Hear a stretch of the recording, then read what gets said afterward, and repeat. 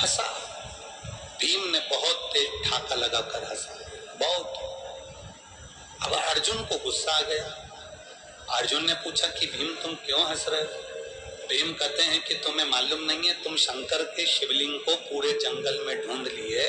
शंकर भगवान के शिवलिंग का पूजन करने के लिए तुमने जल चढ़ाने के लिए पूरे जंगल में ढूंढ लिए और तुम्हें शिवलिंग नहीं मिला।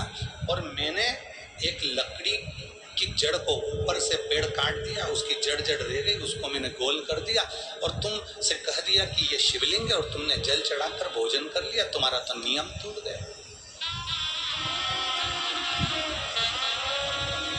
खूब हंसा, खूब।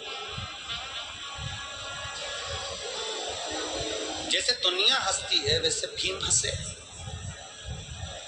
युधिष्ठिर और अर्जुन से जैसे ही कहा कि मैंने तो तुमको पागल बनाया, मैंने तो तुमको बेवकूफ बना दिया कि तुमसे कह दिया कि ये शिवलिंग है और तुम जल चढ़ा दो, और तुमने चढ़ा भी लिया और भोजन भी कर लिया, और वो तो शिवलिंग था ही नहीं।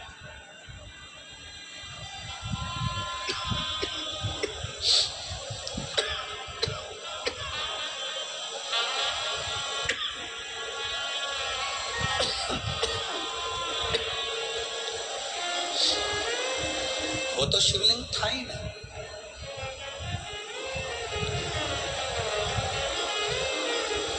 अर्जुन और भीम ने कहा कि अब तुमने कह दिया कि ये शिवलिंग है, मैंने मान लिया कि ये शिवलिंग है। मानो तो गंगा मां हूं और ना मानो तो बहता। तुमने कहा, मैंने मान लिया। व्यासपीठ से बोला गया कि शंकर भगवान को ऐसे बेलपत्र चढ़ाना या सफेद आंकड़े की जड़ का प्रयोग करना या चंदन का प्रयोग करना या इसका प्रयोग करना, और तुमने मानकर भगवान शंकर की पूजन कर ली। मतलब तुमने शिव मान लिया तो भगवान ने भी तुम्हारी बात को मान लिया और तुम्हारी झोली भर दी। मानो तो गंगा मां, ना मानो तो बहता पानी। आप मानोगे तो शिव है ना।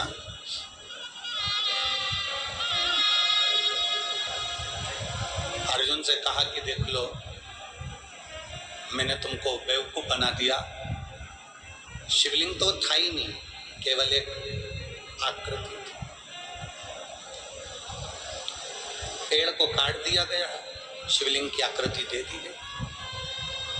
भीम, तुमने वो रखा था ना पेड़ काट कर? हाँ। तुमने शिवलिंग बनाया था ना पेड़ का? हाँ। अर्जुन ने कहा युधिष्ठिर के सामने कहा, भैया अगर हमने सच्चे दिल से शिवलिंग मानकर अगर उस पर जल चढ़ाया है, सच्चे दिल से अगर हमने शिवलिंग मानकर जल चढ़ाया है, और भीम उसको लकड़ी कह रहा है, भीम उसको वृक्ष की जड़ कह रहा है, हमने सच्चे दिल से अगर जल चढ़ाया है और भीम के लिए वो लकड़ी का गुल्ला है, भीम के लिए वो लकड़ी का गुट्टा है, भीम के लिए वो लकड़ी का जड़ है, तो भीम ने उसको रखा है।